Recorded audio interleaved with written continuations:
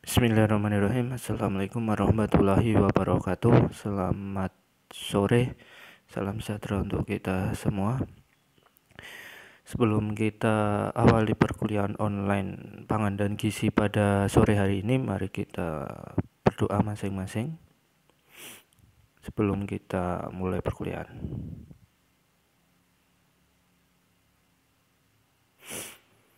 Selesai. Pada kuliah online hari ini kita akan melanjutkan materi yang kemarin terkait protein, apa itu definisi protein, struktur, fungsi dan sebagainya. Berikutnya kita akan mempelajari kira-kira penyakit apa yang menyebabkan jika kekurangan ataupun kelebihan protein. Kita lihat satu persatu dulu. Jadi akibat kekurangan protein, kita sering menyebutnya sebagai KEP, kurang energi protein, atau KKP, kurang kalori protein. Jadi kekurangan protein ini nanti akan menyebabkan kwashiorkor pada anak-anak di bawah 5 tahun. Jadi ini kekurangan protein murni pada stadium berat, jadi sangat kekurangan asupan protein nanti kita sebut sebagai kwashiorkor. Jadi kwashiorkor itu adalah di sebelah kiri di slide itu merupakan contoh dari tanda-tanda penderita kwashiorkor ya. Jadi kekurangan protein. Kemudian yang kedua, kekurangan protein sering dijumpai bersamaan dengan kekurangan energi yang kita sebut sebagai marasmus. Jadi penyakit kekurangan protein yang pertama adalah kwashiorkor dan yang kedua adalah marasmus. Kalau marasmus itu ada di sebelah kanan ya. Gambar anak kecil itu merupakan marasmus, yaitu kekurangan protein dan juga kekurangan energi atau kekurangan karbohidrat. Jadi nanti yang menyebabkan marasmus. Kedua penyakit itu ya, itu nanti kita namakan sebagai EPM, energi protein malnutrition, atau KEP, kurang energi protein atau kurang kalori protein, atau KKP. Ini ya sebagai contoh perbedaan antara marasmus dan kwashiorkor. Kalian bisa melihat di sebelah kiri itu adalah marasmus dan sebelah kanan adalah kwashiorkor. Marasmus itu tubuhnya sangat kurus sekali ya, hingga sampai tampak tulang belulangnya. Kemudian kalian bisa melihat di bagian kaki itu tidak ada edema atau pembengkakan kaki ya. Tetapi di kwashiorkor dia tubuhnya tidak kurus ya, malah gemuk, tetapi perutnya sangat buncit. Kemudian di kakinya itu mengalami edema atau pembengkakan kaki ya. Itulah perbedaan antara marasmus dan kwashiorkor. Sama-sama penyakit kekurangan protein. Kemudian yang kedua itu adalah kekurangan protein itu bisa menyebabkan kerontokan rambut ya, kerontokan rambut. Nah, coba dicek rambutnya masing-masing. Kalau rontok berarti kemungkinan bisa kekurangan asupan protein. Kenapa bisa menyebabkan kerontokan rambut? Karena laju pertumbuhan rambut itu nanti akan melambat jika kekurangan protein dan semakin banyak folikel rambut yang memasuki fase istirahat. Efeknya apa? Efeknya rambut menjadi rapuh dan mudah rontok dan menjadi lebih tipis ya. Jadi kekurangan asupan protein itu bisa menyebabkan kerontokan rambut. Berikutnya, kekurangan protein bisa menyebabkan gangguan fungsi otak.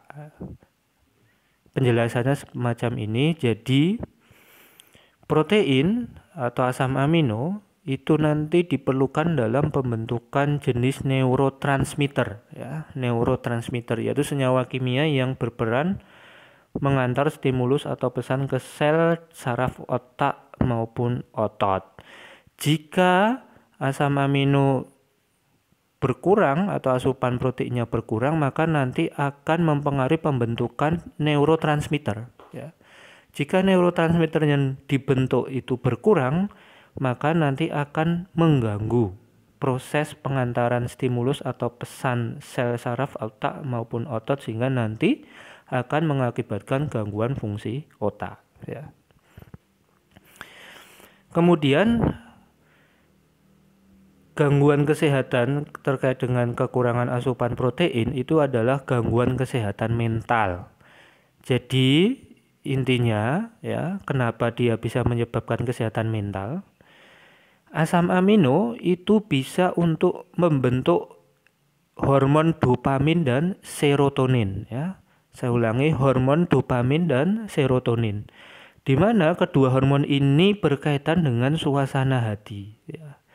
Jadi kalau suasana hati kita gembira dan lain sebagainya, nanti dopamin dan serotoninnya nanti akan terbentuk banyak, gitu ya. Akibatnya, kalau misalkan asam amino yang kita konsumsi itu berkurang atau asupan proteinnya berkurang, maka nanti akan mengurangi terbentuknya hormon dopamin dan serotonin, ya. Sehingga nanti membuat suasana hati menjadi buruk dan memicu gangguan perilaku, ya. Jadi kalau suasana hati kita buruk, nanti biasanya akan melakukan pekerjaan yang aneh-aneh, ya, sehingga nanti mengganggu gangguan perilaku, ya. Kemudian kekurangan protein atau asupan asam amino itu bisa menyebabkan pertumbuhan dan perkembangan anak terhambat, ya. Karena bahwa protein itu merupakan bahan baku berbagai jaringan, ya, pembentukan jaringan, pembentukan hormon, neurotransmitter dan lain sebagainya. Jika asupan protein anak kurang, tentu saja proses pertumbuhan dan perkembangannya dapat terganggu. Kalau kalian masih ingat, dulu sangat viral yang namanya stunting, ya, stunting tulisannya STUNTING, itu adalah tubuh yang lebih pendek daripada anak-anak lain seusianya. Jadi stunting itu adalah tanda perkembangan atau pertumbuhan anak terhambat. Nah inilah jika kita kekurangan asupan protein, ya, terutama pada anak-anak yang sangat perlu pertumbuhan yang cepat, maka nanti akan bisa mengalami stunting, ya, atau memiliki tubuh yang lebih pendek daripada anak-anak lain seusianya. Jadi pertumbuhan dan perkembangannya terhambat. Kemudian kekurangan asupan protein itu bisa menyebabkan penyembuhan luka menjadi lambat, ya. Kenapa bisa menjadi lambat? Karena kita tahu bahwa protein itu digunakan untuk proses pembangunan jaringan, ya. Jika kita luka, maka jaringan dalam tubuh kita berarti ada yang luka atau ada yang rusak, gitu ya. Sehingga nanti kalau rendahnya kadar protein di dalam tubuh nanti menyebabkan luka itu untuk sulit sembuh, ya. Jadi salah satu penyebab luka menjadi lambat, salah satunya adalah kekurangan asupan protein, ya, karena protein dibutuhkan untuk memperbaiki jaringan yang rusak dan membentuk jaringan yang baru. Itulah tadi, ya, beberapa penyakit dan gangguan kesehatan akibat kekurangan protein. Berikutnya kita akan melihat gangguan atau penyakit yang menyebabkan kelebihan protein, ya, diakibatkan oleh kelebihan protein. Jadi biasanya, ya, makanan yang tinggi protein itu juga tinggi lemak, ya, sehingga dapat menyebabkan obesitas atau kegemukan, ya. Kemudian jika kelebihan itu pada bayi, ya, itu nanti bisa memberatkan ginjal dan hati, ya, sehingga nanti akan memberatkan kerja ginjal dan hati pada bayi, ya. Kemudian yang lainnya bisa menimbulkan asidosis, dehidrasi, diare, kenaikan amonia darah dan lain sebagainya. Kemudian ini yang kemarin sudah sedikit saya singgung di pertemuan sebelumnya, ya, kelebihan protein itu nanti salah satunya bisa menyebabkan asam urat. Bagaimana ceritanya? Mari kita simak ceritanya, ya. Jadi asam urat itu terjadi akibat gangguan metabolisme purin, ya, purin. purin itu adalah zat yang berasal dari asam amino pembentuk protein. Sehingga nanti akan terjadi peningkatan kadar asam urat dalam darah. Karena apa? Karena asam urat itu merupakan hasil akhir metabolisme purin. Ya, jadi asam urat itu merupakan hasil akhir metabolisme purin. Jadi semakin tinggi dan lama asam urat di dalam darah, nanti makin besar kemungkinan terbentuk kristal urat yang mudah mengendap. Biasanya nanti akan menyebabkan ini gejala nyeri yang tak tertahankan, ya, pembengkakan serta adanya rasa panas di area persendian. Karena apa? Karena asam urat tadi mengendap di salah satunya adalah di persendian, sehingga nanti akan menyebabkan gejala nyeri yang tak tertahankan, ya. Kemudian semua sendi di tubuh berisiko terkena asam urat, tetapi sendi yang paling sering terserang, nah ini ya. Jadi yang biasanya mengalami nyeri persendian itu pada jari tangan, lutut, pergelangan kaki, dan jari kaki.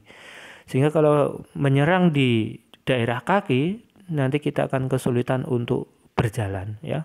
Sehingga butuh istirahat yang lama untuk mengembalikan kembali agar kita bisa berjalan dengan normal. Kemudian pengaruh pengolahan terhadap protein, ya, ini slide yang terakhir ya untuk kuliah online pada sore hari ini, ya. Good news-nya saya tidak memberikan tugas, ya, agar kalian tidak terlalu terbebani banyak tugas dalam kuliah online, sehingga nanti bisa mengurangi waktu istirahat. Nanti efeknya akan mengurangi imunitas tubuh, ya, sehingga nanti dapat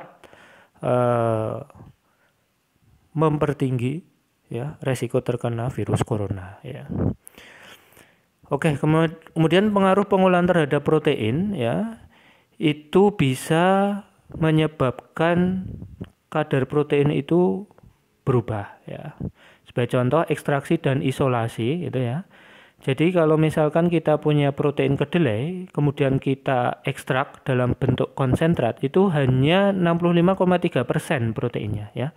Tetapi setelah kita isolasi, kemudian kita murnikan hingga menjadi namanya protein isolat, nanti kadar proteinnya akan meningkat drastis menjadi 92%, ya. Kemudian pengaruh pengolahan lainnya itu adalah fermentasi, ya. Fermentasi itu contohnya adalah tempe, ya. Nanti kadar asam aminonya akan berubah dan juga kelarutan proteinnya akan meningkat, ya, 50%. Ya. Kemudian yang ketiga itu adalah proses termal. Itu adalah pengeringan kedelai. Ini nanti akan mengakibatkan inaktivasi tripsin inhibitor. Ini bagus, ya. Ini bagus karena tripsin inhibitor nanti akan menyebabkan senyawa anti gizi. Jadi untuk menginaktivasi bisa menggunakan proses pengeringan. Kemudian pemanasan suhu tinggi itu nanti bisa merusak lisin, ya. Kemudian pemanasan dengan minyak, itu contohnya kalau kita ingin membuat telur goreng. Jadi telur yang masih berwujud cair setelah kita panaskan nanti akan menjadi bentuk yang lebih padat, ya. Itu akan mengalami yang kita sebut sebagai denaturasi protein, ya. Contohnya adalah telur. Kemudian tadi kelupaan, ya. Jadi salah satu fungsi dari protein itu sebagai zat meningkatkan imunitas tubuh, ya, imunitas tubuh, di mana tadi saya terlewat bahwa kalau kita kekurangan asupan protein, ya, itu nanti bisa mengurangi imunitas tubuh. Nah, ini sangat erat kaitannya, ya, dengan wabah corona yang sekarang terjadi di negara kita, ya. Jadi salah satu cara untuk menangkal virus corona itu dengan meningkatkan imunitas tubuh, ya. Di samping vitamin, kemudian makan yang bergizi, protein, ya, atau asupan asam amino, ya, itu bisa meningkatkan imunitas tubuh ya. Jadi kalau kita kekurangan asupan asam amino ya, itu nanti kita akan mengalami penurunan imunitas tubuh sehingga nanti akan rentan terkena penyakit yang khususnya penyakit infeksi dari virus ya. Itu saja tambahan dari saya ya. Semoga ilmu yang kalian dapatkan pada sore hari ini bermanfaat gitu ya. Dan juga mari kita berdoa bersama semoga wabah virus corona ini segera berakhir dan kita bisa beraktivitas belajar secara offline gitu ya, tidak secara online, dan semoga kita selalu diberikan kesehatan terhindar dari penyakit yang berbahaya. Kurang lebihnya mohon maaf, kalau benar itu berasal dari Allah pemilik segala ilmu ya, kalau salah berasal dari saya pribadi. Sebelumnya mari kita tutup dengan berdoa masing-masing ya. Selesai, kurang lebihnya mohon maaf. Wassalamualaikum warahmatullahi wabarakatuh.